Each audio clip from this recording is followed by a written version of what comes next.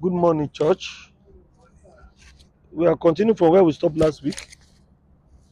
The place of suffering in the life of the ministers. It's a topic that people don't like. The place of suffering for Christ in the life of the minister.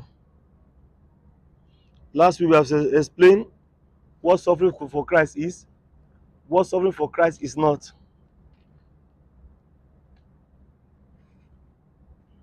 Most time, what we are asking God for, we are not prepared for it. So God allows suffering to prepare us. Hello.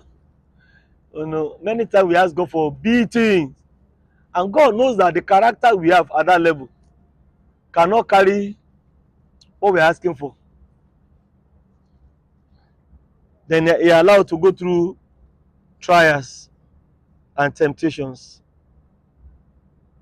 So today I want to share with you what I title Suffering for Christ Purifies the Believers. Suffering for Christ purifies the believers. So it doesn't matter how prayerful you are, you cannot escape suffering for Christ. It may not be on the same magnitude because our life's assignments are different. What God called each of us to do are different. In fact, from experience, I've discovered some of the things that people have made to be doctrine, they are supposed to be personal relationship with God with them, personal encounter with them. So because they encounter God and God put a demand upon them, many ministers now make that one a doctrine. It's an error when you make the dealings of God in your life to become a doctrine for everybody. Somebody said, God told me that I should not be eating before I preach. Now, it's an error for you to now make that one a doctrine for everybody. Because God can allow another man and say, make sure you eat before you preach. So here I get it now. So it is very, very wrong for ministers to use God's dealing in their lives and make it a doctrine for everybody. If I do know that God can tell you, when God is working upon you, He may put some demand upon you that He didn't put on others. Something happened to me when I was very young. I was 23. I was already pastoring. And I was working in Afribank. And my manager was touched by my life of consecration because he saw that I don't hang out like other people hang out. I mind my business and I just go and say somewhere and I'm reading my Bible. And then, your consecration minister to a lot of people and expose their own weaknesses. One day, he had a very golden wristwatch and he gave it to me. Man, I don't have a wristwatch before then. So every time I go to preach or I go to church, I put on that wristwatch. But I discovered that when I put on that wristwatch, it made me to feel purpose. That's the way I carry myself. Then one day God told me that wristwatch I should go and give it out. I fought it. No, why did I give it out? I mean, somebody gave me jelly. I not. God said, you don't need it now. I said, God, why will I not need it now? Then God started now showing me my motive, and I felt okay. Now, so I couldn't make that one a doctrine. But do you know what? One of the easiest things I receive every time in my life since that time are wristwatches. At every given point in time in my life, I always have nothing less than 5-6 wristwatches. In a month, I can decide I want to give out all my wristwatches. Then, so don't when God begins to deal with you, it's because He's going to prepare you, character in you, because of where He's taking you to. So your life assignment requires some level of suffering, which may not be at the same level with another person. The consecration of Jesus Christ is not the same consecration of the disciple.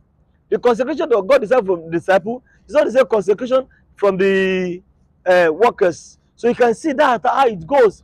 So suffering for Christ purifies the believers.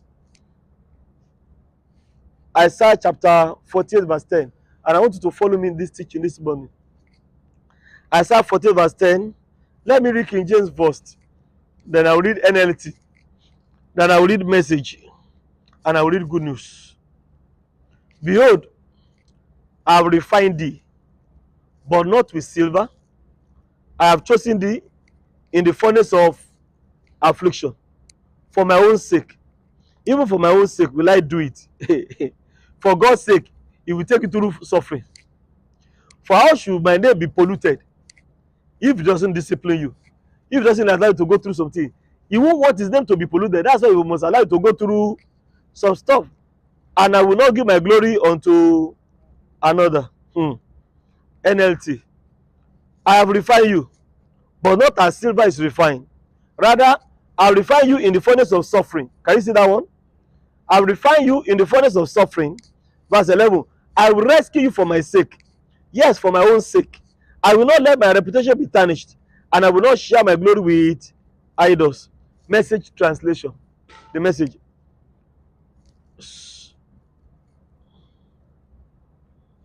The light. Message translation. Do you see what I've done?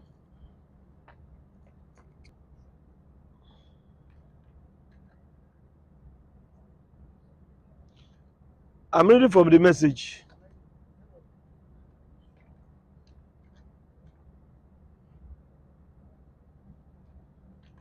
He said, do you see what I've done? I'll refine you, but not without fire. I've tested you like silver in the furnace of affliction. Out of myself, simply because of who I am, I do what I do. I have my reputation to keep up. Can you see God say? I have my reputation to keep up. I'm not playing second fiddle to either gods or people. Good News Bible. I have tested you in the fire of suffering. As silver is refined in the furnace. But I found that you are worthless. What I do is done for my own sake. I will not let my name be dishonored, or let anyone else share the glory. That should be mine and mine alone. How many of you have read that the Bible says that he learned obedience through what he suffers? That he learned obedience through what he suffers. He learned obedience, Christ learned obedience through what he suffers. What is the word refine? Let's look at the word refine. To refine means to purify. To purify. To make pure. To clarify. To filter. To process.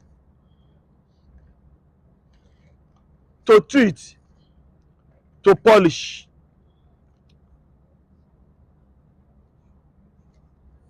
To refine means to improve, to touch up, to temper, to finish, or put finishing touch, or to crown. Now, I'd like you to listen to me. I'd like you to listen to me this morning. Suffering for Christ purifies believers. Is somebody with me? I have discovered that comfort, please follow me, please don't be distracted. Comfort really purify anybody. Be careful of your time of comfort. Comfort never purifies anybody. Look at what he said. Maybe when you read, you don't pay attention. Look at what he said. Behold, I have refined you, but not what? Not with silver. What does silver symbolizes? Wealth, blessed. It's not comfort. So most of the time, in the time of comfort, people hardly find it easy to be disciplined for Christ. And like I said last week, church always become cold in the time of prosperity. Church always give birth to hypocrites, lukewarm Christian in the time of Christianity. But in the time of persecution, everybody is on fire. In the time of persecution, you don't beg people to fast. But when people have more than enough in the house, it takes a lot of discipline to fast on your own when nobody asks you to fast. You don't understand that? One of the temptations you will face as a student is what I faced for 5 years in a canteen in Ibadan, in Baggy.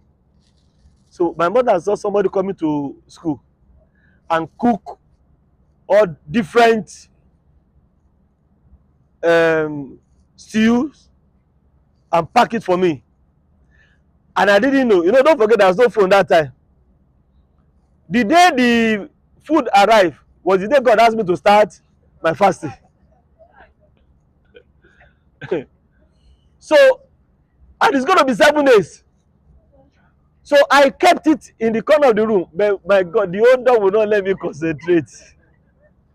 Then all of a sudden God told me, give it out. Maybe you don't. You see, if you're not a student, you don't know what I'm saying. So I had to call my friend. I said, you see, just be 1 minute and be eating out of it, whatever remains. But I won't lie to you. One of the temptations of my life, you never heard from my mouth. One of the temptations I faced in my life, in the time of my development, was continue the fasting on the day stews arrive. She did egusi, and she did ewedu. No, she did like 3 something for me, and then she did assorted, because that one we sell, so we have it in abundance. And I mean, when the person, I thanked the person and I kept it, and some was Holy God was telling me, so will you be praying and you'll be warming? I like to listen to me. It is very, very hard for somebody to be refined with silver and gold. I'm not the one that said it though. He said, I have refined you, but don't think I will use word to refine you. I will use furnace of suffering, furnace of affliction, furnace of discipline, for experiencing that is unique to you, that is not unique to another person. The man God will place upon you that will not place upon another person. Situation you will go through that will humble you. Many of us have not learned how to trust God. Many of us learn how to trust God through suffering. I don't know whether you are getting it. You know why it's easy for me to live by faith now? When I talk, people think that I'm just talking. I say I've never asked anybody for anything in 31 years. You think I just woke up one day and started doing it? I started walking when I was 6 years old. 6 years old. So that I've been learning how to trust God every day of my life since I was 6 years old. Going out every day to work for my mother. Every day for 10 and a half years I was walking on the road. Then I entered school without being able to buy a single textbook. My father never paid my school fees. My mother was struggling because we are 5 boys. You don't forget, polygamy is terrible. So I was by fire by force learn how to trust God. He said he learned obedience through what he suffered. When God allows you to go through some experience, ministers of God, it is because he wants to refine you as gold, as silver. But don't forget that before silver and gold go through fire to be refined, they have drosses. They have dirt on their body. But with that dirt, no, you can't put it on your neck. God cannot display you with that dirt on your life. He has to let you go through the furnace of your own affliction. That's why I want you to join this message with last week, because you won't be able to join it if you don't listen to last week. And join it with this week. So you know what silver is meant for. You know what gold is meant for. But who put on gold in its raw form? How will God use you in your raw form? God will not use you minister in your raw form. All your baggages, God will let you go through the furnace of affliction so that I can refine you.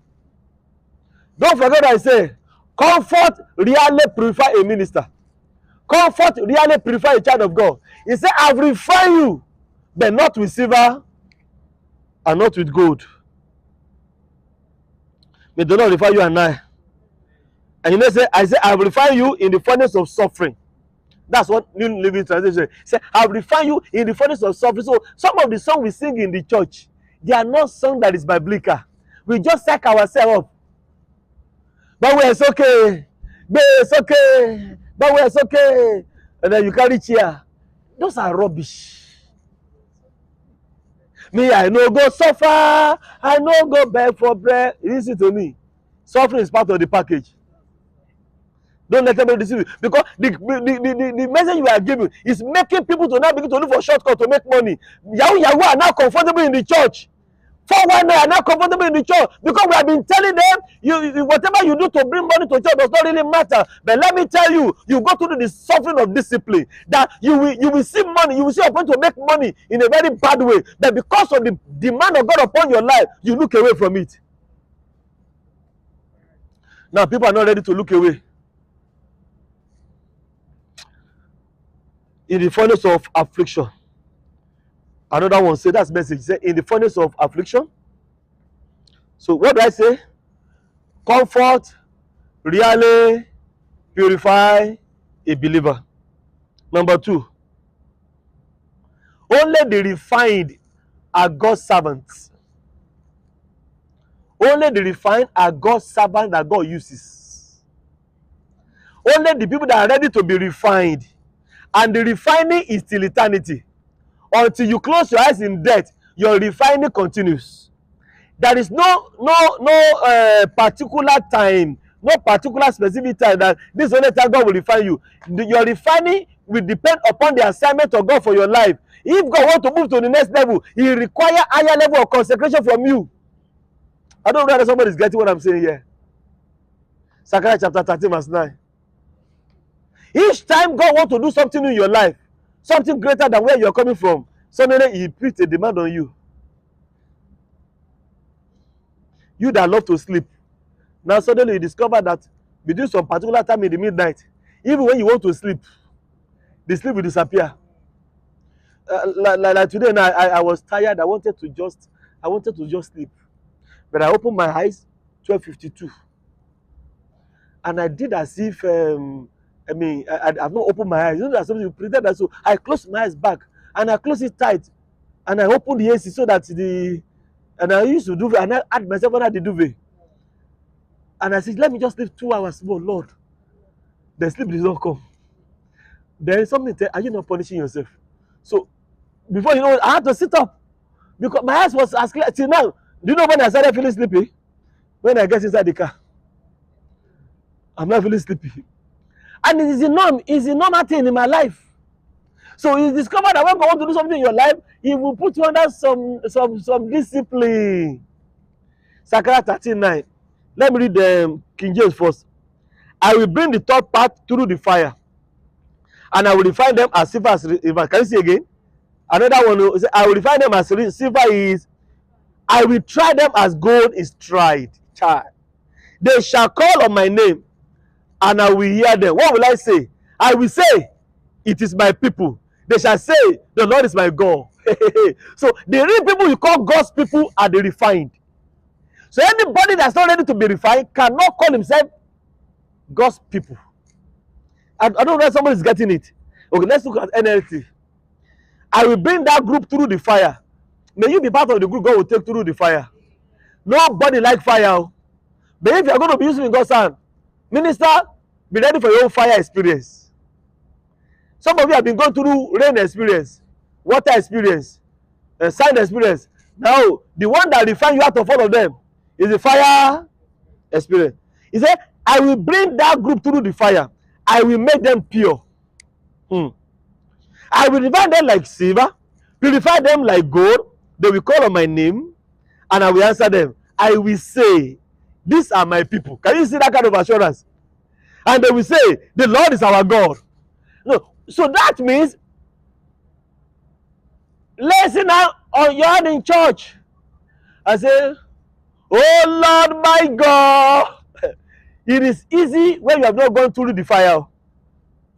The Lord said the real people he will call his people are people that have gone through the fire. He said he will not tell them, these are my people. Can you say you are one of his people? Minister, the people that God uses are people that you can say, these are my own people. Look at what which version did I read? Let's look at good news. And I will test the thought that survive and purify them, as silver is purified by fire. I will test them as gold is tested. Then they will pray to me, and I will answer them. I will tell them that they are my people, and they will confess that I'm their God. So that means there is a level of consecration that gives a man revelation about who God is in his life. The moment you are walking by, that's what he said, our pastor said, somebody said, it's because you have not been refined. You need to see God as your own God, not God as your own God. And I tell you, a furnace of affliction experience make people to know God for themselves. I have a book of encounters. I can tell you each of the encounters and the covenant God made with my life. During my 55th birthday, I was worshiping God, worshiping him, and said, Lord, I'm happy with you. It's my responsibility to take care of you. I will take care of you. I will take care of you. Brother, the way he's taking care of me, nobody can try you. Because he said it. Let's look at which version now? We read, which one do we read? Good news. That's good news. Let's now look at the message. Test them for purity as God is tested. Then they will pray to me by name. I will answer them personally. So, refining is not general. Refining is personal. Going through the furnace of affliction is not, we are going through problem in this nation. Listen to me, you are the one going through problem in this nation. There are people that doesn't know what problem is in this nation. Are you getting me? If I tell you what happened, somebody wanted to buy a new house, and they've not seen the house they want to buy. And then they went to Banana Island, and they rented a house. And I was asked to come and pray on the house. And I said, how much did you rent this house? And they said, they got it very related, okay. For 1 year, 95 million naira to rent it. I put my hands there. And I remember your song, I know, go suffer. Listen to me, not everybody is suffering in this country. The issue of suffering in life is about individual. The same way in God. God said, I will refine them personally. Stop comparing with people. That was why Jesus Christ was cross with Peter. When God told Peter what he's going to go through. And Peter was saying, if he said, I will go through what you are prophesying in the future, what about John the Baptist? Go and read John chapter 21. Jesus Christ said, what concerns you about John? He said, leave John alone. Listen to me. Leave other people's experience to them. Celebrate your own experience with God.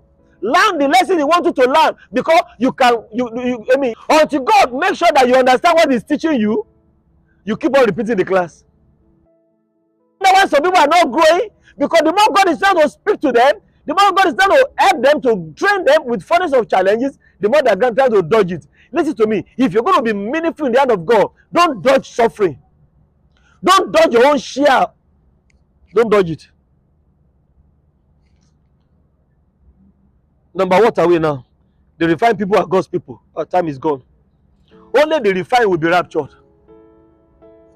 Only the refined will be raptured. I have a lot of points and time is gone. Maybe I will not be able to read all the other translation here. Now let's look at Malachi chapter 3 verse 2 and 3. Look at what it says. But Malachi 3, 2 and 3. But who may abide in the day of his coming? Can you see? Who may abide in the day of his coming? Who shall stand when he appear? For it's like a refiner's fire. Do you see it again? And like fuller's soap.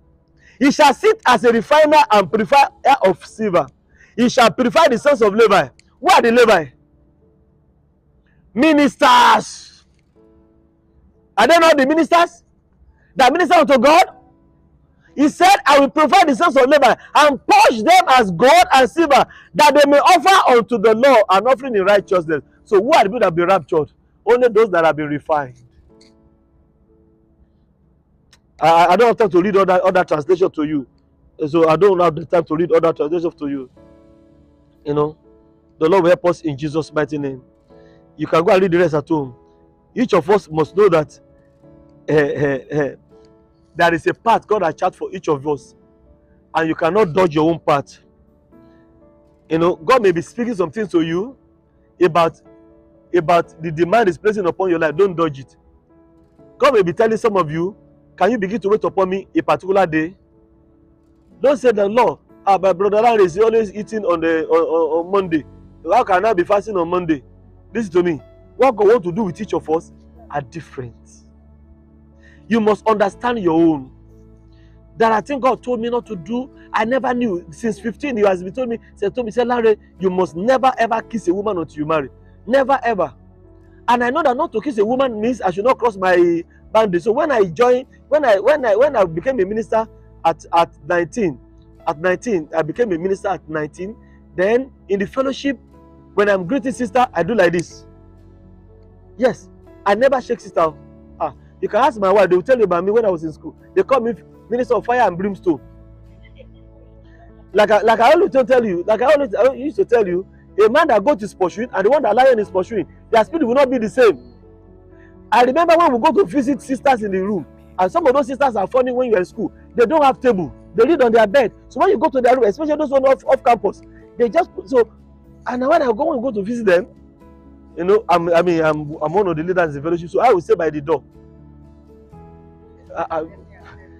I mean, listen to me. You cannot. But my friends, I remember my friend that came. Pastor Ika, oh my God, that's only here we always have issue. He's too free with women. We go to visit the sister. We go to pray for sister and greet sister in the that we know in the fellowship. And the sister, what can I cook for you? My brother said, okay, Shani don't delay. And the next thing, my friend is already sitting on the bed. I said, bro, I'm going home. He said, you will come back to meet him in the room. I said, yeah, you now. Your father has one wife. You have one wife, one father. I have one father and 7 mothers. Let me run for my life. And some of these sisters are very loose. If you allow them, how many cases I had when I was in school? That sisters are sleeping together in school. They send them to go and read in school. They are sleeping around. I handled many cases. But I tell myself, no. I'm telling you, maybe God is putting a demand on you. And you are feeling as if, why is God too hard on me? You know that I used to feel like that. No, but you are too hard on me. Look at what my friend has done. God said to me, your friends are not my concern. You are my concern. I've told you my encounter one day when I was in a dream. And I saw myself. God was showing me how my life will go. And one of these dreams, I saw myself in a pickup at the back. Somebody was driving, somebody was in front. I was at the back. And truck was very old model truck. It was not fast, not slow. Then all of a sudden, I saw another truck coming behind, latest truck, carrying crowd at the back. And they were drinking. They were hugging each other. The girls and men were kissing each other in that dream. And all of a sudden, I saw that the spirit at which they are coming, they will meet with us. Then I was watching. All of a sudden, they caught up with us. And all of a sudden, they want to overtake us. And I bent my head from the truck. And I told the driver, if these people overtake us, I will come down from this vehicle. I was angry. And I heard a voice, Toba Jabo, Yoruba Vibo. Toba Jabo. So when those friends now met with us, they were now asking me to come. They said, so they move closer to that. It appears as if it is easy to jump. Then I had Toba Jabo. All of a sudden, we got back. So they overtook us. So I was alone. I was feeling lonely. All of a sudden, I became joyful. You see, this is how my life has been going. I became joyful. And I saw that vehicle that overtook us. When they got to the gate of heaven, they've crashed. And I saw blood everywhere. And I saw my own truck enter. And I saw the street of gold. And I saw myself lifting my hand. The only thing I saw was the street. It has never left me since 1992. 33 years ago, I saw the street of gold. I mean, that God, I don't know what to compare with. One, I don't know. That's the only glimpse I've seen. No, I've never seen the other thing. People have seen. They say, I saw the street of gold. Friends, only the refined will be raptured. Only the refined will be. So, your waiting period may be part of your suffering for Christ. When you are asking God for something, and God is saying, "Wait for me," many times you are busy waiting on God. But waiting on God without waiting for God is a waste. As you are waiting on God, it will require you to wait for God. And the period of waiting for God is actually like a period of as if you are suffering. This suffering for Christ is never joyful to the flesh. The flesh ate it. The flesh fight it. The flesh like party. The flesh. Have you ever seen God? It's something you like. God said it won't take you to the next level. And God said, "Can you stop those friends?" And you are fighting it until kata. Please, what I'm saying is, after you hear me when I will preach this morning, put your ears on the ground to hear how God is dealing with you. Because my time is gone, I can't be able to go to the rest. When I was transferred from Aja to Ikota, from the church that we already started counting 1,003 to a church of 34 people. 34 people that took us to, and God said, "I've promoted you." Now, listen to me. What God called promotion is a suffering. Physically, it was a suffering. You don't know what it? That the 34 people I'm talking about, including the children. Including the children. And God said, "I've just promoted you." And look at how they got promotion. They removed me from being a zonal pastor, and they said I'm no longer a zonal pastor. They made me to become area pastor again. Where they transferred me to before I got there, even as by the way, they were zonal headquarters. When I got there, they said they can no longer be zonal. So they said I'm area. Have you gone through that? And God was preparing me. And God said, "Don't look at their title. Just keep on working." And I kept on working. 2000, so start all over again. Then you can see what happened there. God built that place. As we rejoice, and God built that place within 4 years. I got there 2011, and by 2014, we have built the cathedral. By 2015, we have okay, I think you came to visit me there. We have dedicated the place. On the day of dedication, my pastor said, "We thank God for what God has used Pastor Akinyo to do. Pastor Akinyo should be ready to be transferred now."